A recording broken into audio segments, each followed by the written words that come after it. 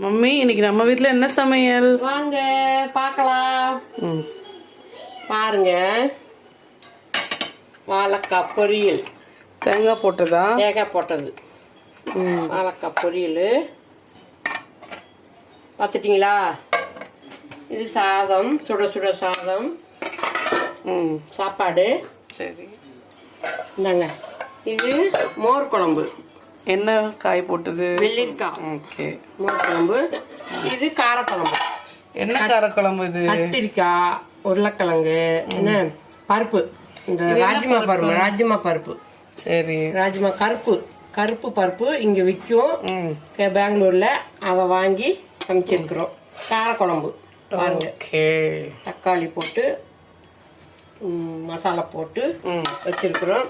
வாங்க எங்க வீட்டு மத்தியான லஞ்சுக்கு சாப்பிட்றதுக்கு வாங்க. நமஸ்காரம்.